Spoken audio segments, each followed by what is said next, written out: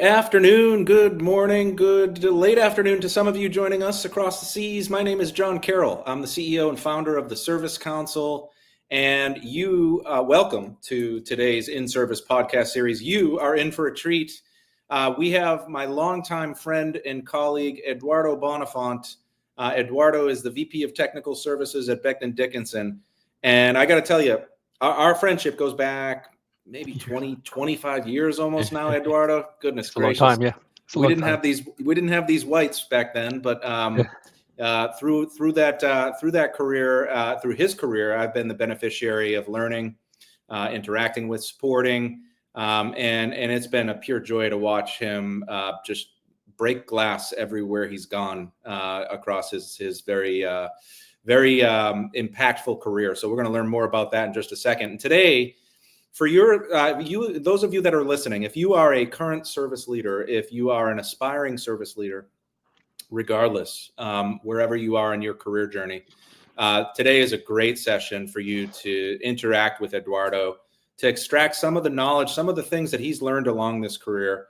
And Eduardo's agreed to share across a planned Q&A, but we also want to think on our toes and make this as interactive as possible. So for all of you on LinkedIn, hello, we see you.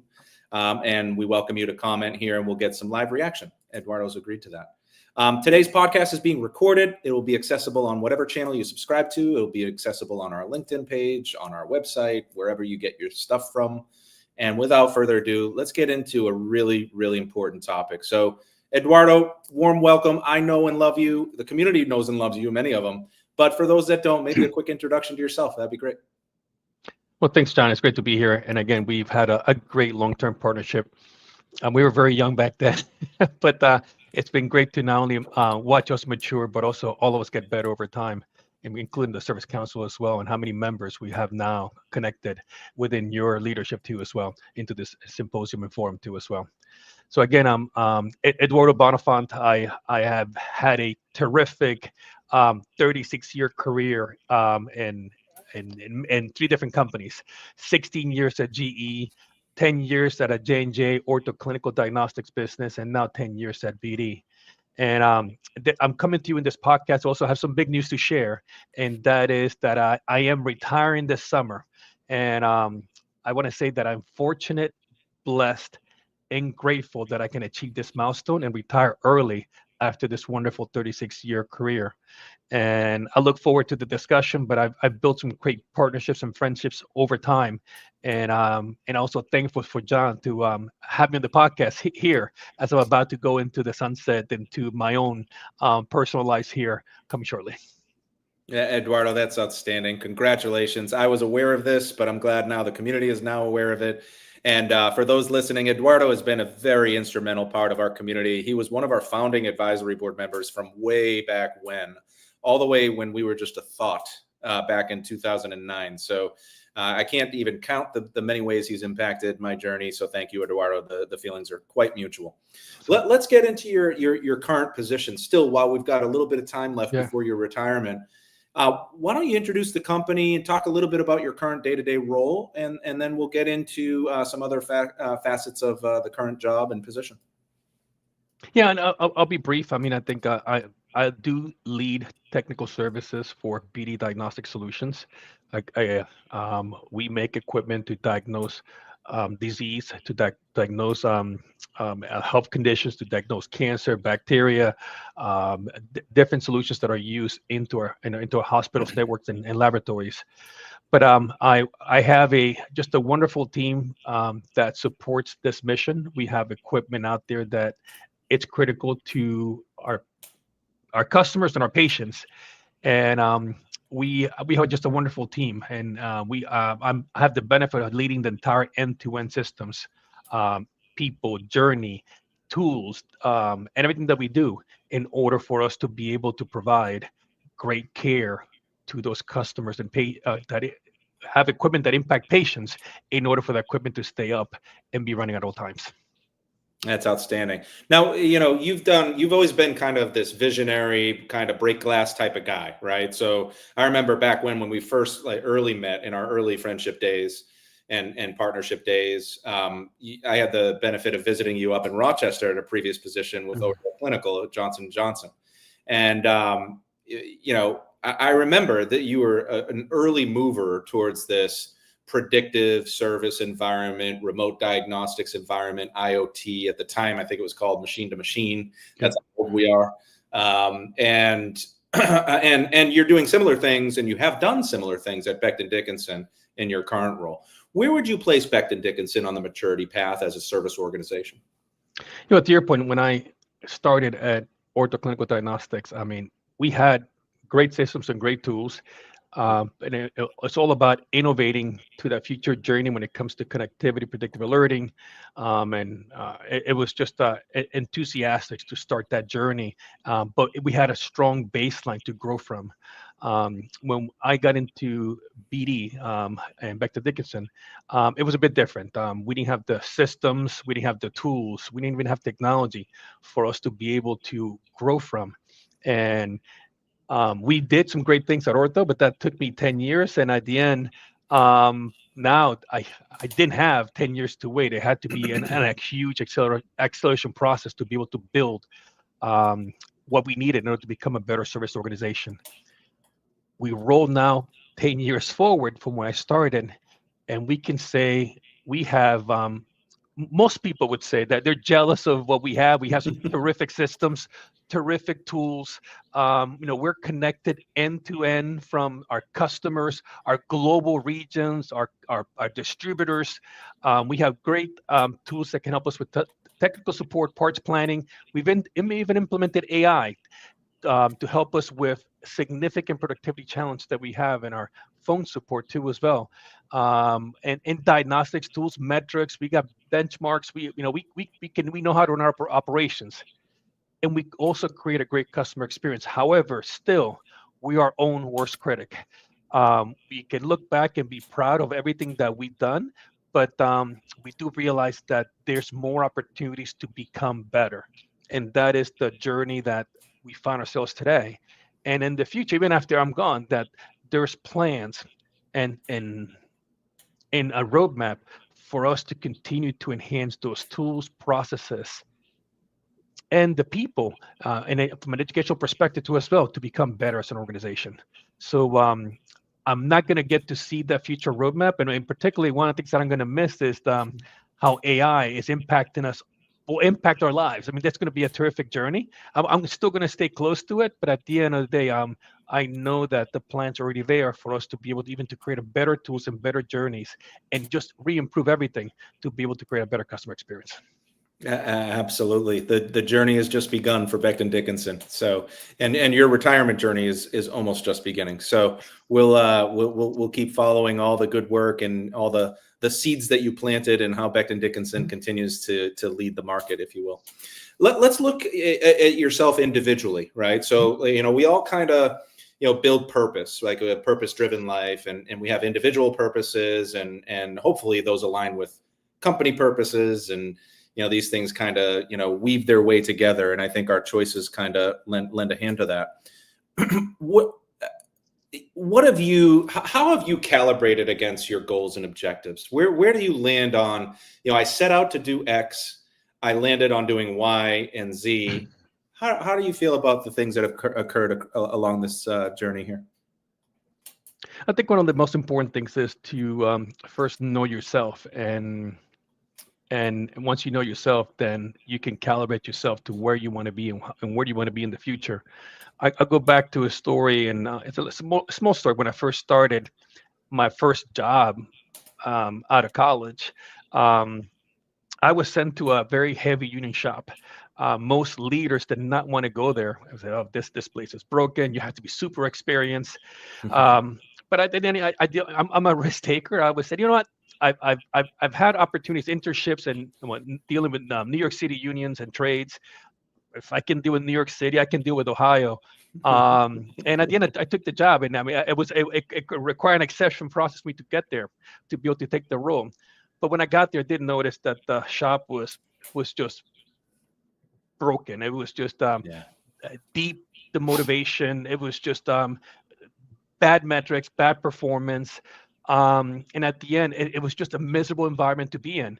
Um, and here I am, a young person coming in. How am I going to change that? But which is something that I've learned and I've used of everything in my life is, I mean, I just went in there, do a lot of listening.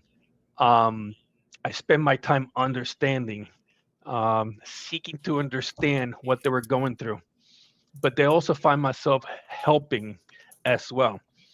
And building those relationships early open trust, because without trust, they just didn't trust bad management. Back in the early 90s, there was just not much trust between the unions and leadership. But at the end of the day, I had to find that trust and common ground. Yeah. And yes, I did get yelled at as I stepped into processes. But I think once we built trust, we started making those incremental process improvements. It wasn't some of them my ideas, but a lot of them were theirs. And I can start to see the attitude changing. There were people who were in a negative space in their personal lives, but at the end of the day, we made the work environment a place that was happy to come to, a place where they could find energy. And I started seeing not only the performance improvement of the operations, because this was a high volume environment, but also I started to see the personal impact to those individuals. They were happy. They were no longer, whatever problems they had at home, they just forgot about them. They came to a happy environment. And then I think it was just at that point in time that I learned that, and right then when I learned what my purpose was, and that purpose, which I translated through my entire career. Yes, I've always loved improving operations. I always, loved doing things, improving things, and achieving great performance. But I was going to do it in a way that not only was about the job itself, but in a way that made a positive impact on the lives of those in the team and those around me. And that became in every role that I've taken, everything that I've done was, and I think people who have worked in my teams have said, we are able to be in a place where we enjoy what we do, but at the same time, when you enjoy what you do and you love what you do, you create a positive impact in their personal lives. That could be careers. And when you spend most of your time at work, sometimes you need to have that type of positive attitude and mentality in order for you to be able to create that long lasting change. Yeah, Eduardo, I love that, man. That is service is humanity Yeah. in action right there, right? The doing good and making an impact, and the accomplishments in the operational performance are wonderful. We all look at the KPI scoreboards and all these things that we all monitor and measure success by, but I love how you've taken it down to a human level and the impact across your people. And I think that's really, really special. How would you grade yourself? What personally, you said Becton Dickinson is our biggest critic. How about yourself? How do you grade Yeah. yourself individually? And the problem is, my own humility doesn't allow me to score myself. And honestly, we're always seeking to improve. The customer is the ultimate score of your performance. And I know that in that performance, we always have room to improve. There's some parts of Becton Dickinson that I know there's no doubt that we're the best in that what we do. Yeah, But there's some areas where no, we're not. And at the end of the way, one thing you learn about services is no matter how you feel, you're always not going to feel like because the customer can always change. So you always got to constantly keep fighting for that perception and for that reality and for that performance. Because once you start feeling good, then you start losing your balance because something will always happen. So you got to always have the humility. You always got to be fighting for that. And if your arrogance does not belong in services, um, absolutely. I do think that humility and knowing yourself well and your capabilities, that's more. If you have that, then you do belong in services. Now, who wants to come to work every day to be yelled at by the customer? I mean, it requires a special human. It requires special humans for us to be able to love this type of career. Not only you have the pressure from the customers, you have operational performance from your leaders and your companies too as well. So that Yeah. creates a balance that it does require special people to be able to have and enjoy a career in services. I love it. Love it. And we had a great comment, or a question, I should say, from my colleague Gerardo Pelayo, Vice President of Research and Advisory. He talked about this concept that we often talk about what we're missing and what lies ahead. And as you reflect backwards, is there something that you feel that you're in excess of, right? Whether it be, some learning moments, some joy that you got out of the role, or something with respect to the accomplishments achieved in the role. Maybe you could talk a little bit about that. I've taken some difficult roles in the past, and then even my worst one, it was a startup that I did in Monterrey, Mexico. Just put it this way, everything that could have gone wrong went wrong. I mean, talk about Murphy's Law. It was a difficult time, personally wise, for me to be able to get that turned around, and it took time. But and that happened early in my career, and I look back, and people may have said, "Well, I never had I never have any regrets," because when I look back, if people sometimes ask me now, "Well, how come you don't make mistakes very often?" That's because I made them all in one role. I made them all in one job, and good thing I made them early. But I do think that I have the benefit now of deep experiences and learnings that I can provide to others. And sometimes I see that in young leaders. Sometimes I see where they're going now, and I know that what the end result may be. So the result may be positive or negative, and sometimes I let them go a little bit, but I never let them go too far. That I try to pull them back. Well, hold on, let me just give you this advice before you go in that direction. I love it. I love it, and that's a great segue to our next question, right? So our next topic, which is really, what are some of your personal management styles? So as you reflect, what are the core principles that you've, could distill that are common practices that you've deployed at these many roles in terms of leadership style? Yeah. And before I get there, I mean, I'll just say that I've taken very difficult roles in my career, and I love that turn on environment. But my ambitions have also changed too as well about where I wanted to take my career. I started noticing at one point in time, I admire many leaders, but there was always a price to pay for that ambition as well.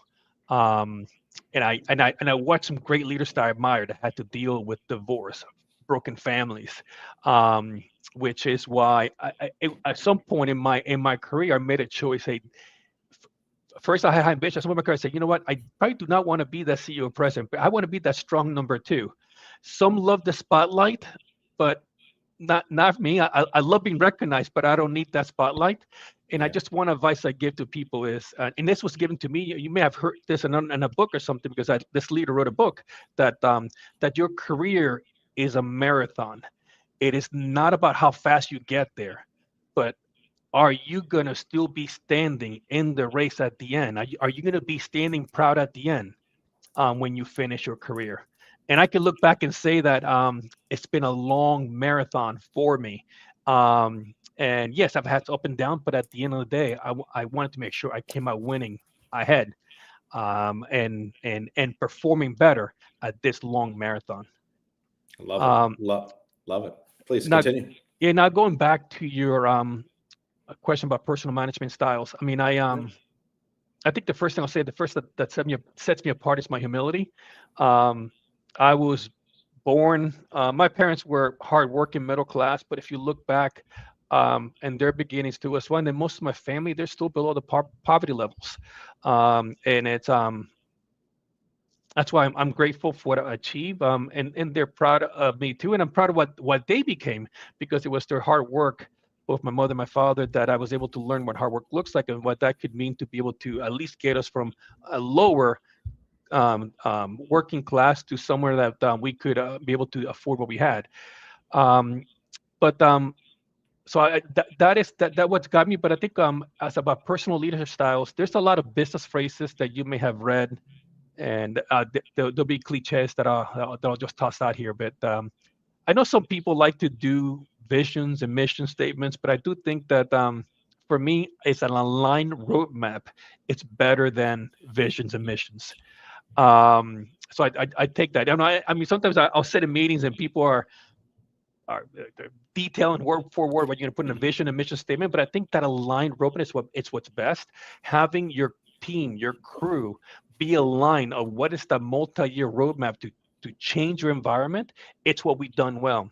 I made sure that when we landed a new role, this was an Eduardo Bonefont's mission or plan. It was a joint plan in order for us to be able to get to that future, and that was well aligned at all levels of the organization.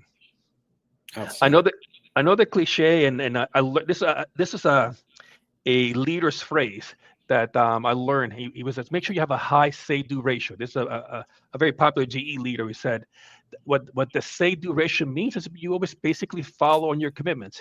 You're going to say publicly what you're going to do. You're going to say it and just do it. And at the end, that ratio is something that I've always measured, that if I'm going to commit to something, I'm going to follow through at any time, no matter what it takes. I know the cliche is the devil's was in the details, and just learn to expect the worst. And it happens. Always has what if scenarios. Always plan for what could go wrong, but sometimes it just I'm not very patient when we always have to plan that things may not go according to plan, and that's something that any leader should keep that in mind. Something that you may have already touched on is having high emotional intelligence. You need to build that connection with your teams. But when you build that high emotional intelligence, you can kind of sense when things are not right. You can sense when people may be having personal problems that may be impacting their performance. You can sense when they may be over their heads. But at the end, that high emotional intelligence and connection, knowing your teams well, you can have that sensibility about how you can better help your team members, but also sense when there may be trouble spots ahead. Wow, that was outstanding. Outstanding. Keep going, please. Yeah. No, just a couple more. I mean, just make sure you create a high engaging culture. Have fun doing it, but also recognize, and reward those around you. But also make sure you pull them in your career too as well. When I started BD, there was only 2 director level roles. Now we have multiple VPs, we have many various directors, we have various managers. We're able to grow together as an organization in our performance. High integrity, I already mentioned that as well. For that integrity, I mean, sometimes I know there's a lot of vendors and partners that always like to take me out to dinner, but I always said no without offending them. At the end of the day, I just want to make sure that my integrity was always maintained when dealing with vendors and partners, but also at the same time when it also came to business. And then at the last is with high performing teams, just keep thriving continuous improvement. But when you drive that continuous improvement, create a culture that does that, and also unleash creativity and innovation in everything that you do. Again, unleash that creativity in everything that you do, because at the end of the day, you can't find your way. Sometimes service gets stuck in the old ways. We haven't changed in many ways, but you got to find new ways to outwin in your processes and be able to transform many processes that have not changed in many years. The podcast guest is bringing the heat when I'm looking down, taking notes feverishly throughout the podcast. So for our listening audience, hopefully you're enjoying this as much as I those 5 or 6 critical, themes that you just brought to the table are just outstanding. We'll be summarizing that in our post-event activities.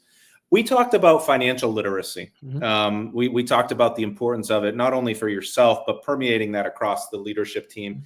Not only the leadership team, but all the way to the front line. Talk a little bit about the importance of financial literacy. Yeah. And I start this because my last 2 companies, when I started services, did not have a P&L to manage services. Service was always seen as a cost center, and the revenue was on the other side. But we had to build those P&Ls. What I encourage all of you is, if you start this process, you're going to have to compromise, but be persistent. Start with the basis that services has to be profitable, and it has to be accretive to the company overall profit levels, period. But when you do that, then you're not going to be able to create a perfect P&L overnight. We had to create some offline tools just to be able to prove our profitability, and it's an improvement, and it's improving. We had to create some manual semi-financial data in order to be able to measure improvement, and eventually once we start seeing that it could work, then we move that into the fully automated, financial systems, so we can start monitoring the P&L. What I encourage Right. is, some people say it's never going to be perfect. I'm going to tell you, it's not going to be perfect, but you got to start that journey and just be persistent and patient. Because at the end, I also use the phrase is, I'm always going to win, but I'm always going to win, dot, dot, dot, over the long term. Because we in services are going to have longer careers and something that we live than most of the people around us. So even though you may strike out once, and I did strike out multiple times getting that P&L started, um, it's going to take time for you to be able to get there. Um, and also when I speak of financial literacy, I also speak about, and I'm sorry, I forgot to say one thing. We also had to educate all of our leaders, whether it's financial classes and also coaching and in diving into P&Ls to be able to learn those P&L statements and how to be able to help manage the performance. But when I also speak of financial literacy, I also talk about the personal aspects as well. I want everyone to be able to retire healthy and be able to have a meaningful life. Just think about the toll that services takes in our bodies, in particular field engineers. So I spend a lot of time coaching and encouraging people to take those online tools to help also improve their financial literacy. Um, I've had a personal goal to retire early, and that happened when I was very young, and that's why very young. When my early days at GE, that I showed up to work one day, and bam, 60% of my colleagues were gone, and it Yeah. was kind of cruel because at that point in time, many within 1 year of retirement got let go, and then Yeah. later in my life, it happened to my own parents. And at that point in time, I said, "Well, this is not going to happen to me. I'm going to be proactive. I'm going to be have a plan, and actually give it that plan a name. It's the FU plan, abbreviation, because at the end of the day, I was not going to let a company define their terms. It was all going to be, I was going to have control on my future destiny. And I'm blessed. I'm able to retire. This plan has worked, and it's something that my wife and I have been working for a long time. And here I am now at this stage of my career. It was another colleague at the advisory board level, Sarah Smith from Waters, who dropped this comment last week. Perfection is the enemy of progress. And so it kind of ties into some of your viewpoints here. The other thing is, Barry Bonds, a Major League Baseball player. I think he's the all-time home runs leader. Yes, that might have been enhanced with performance-enhancing drugs, but who cares? Set that aside. That time era was actually kind of fun for baseball, health aside. But he had 762 home runs. He had 1,437 strikeouts. So to your point about missing, to your point about failing, failing is progress. There's learning moments in there. Why don't you talk about some learning moments from failure, some pitfall avoidance scenarios, the wisdom that you've gathered over your career in terms of, gosh, don't step in this. Anything for our listening audience?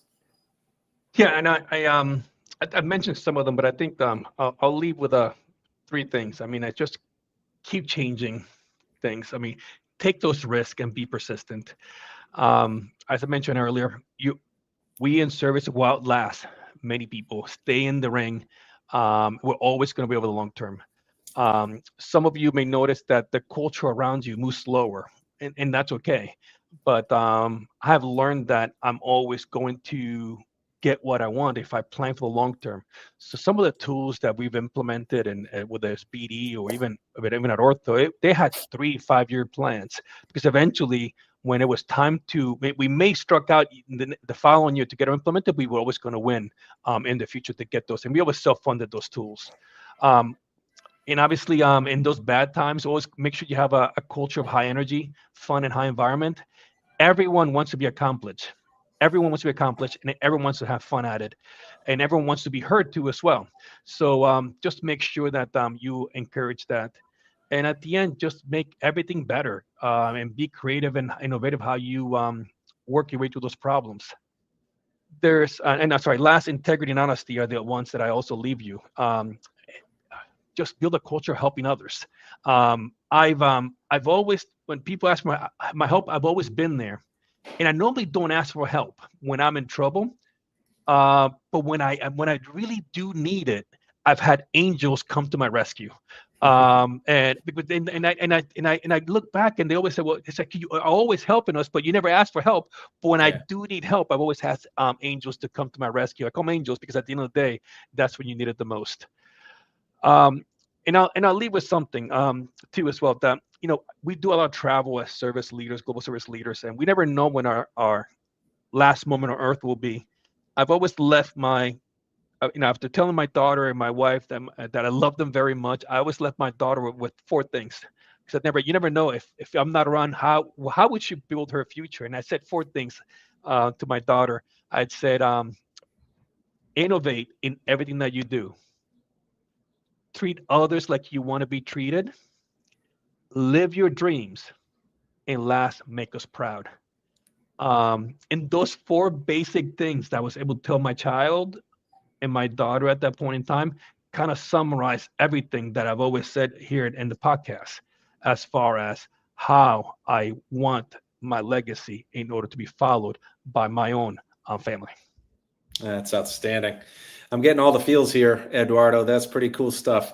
Hey, listen, before we leave, I've gotten to know you personally. I know some of the things that you plan in retirement, and who knows, there might be some collaboration with the Service Council moving forward in some capacity as we think about things.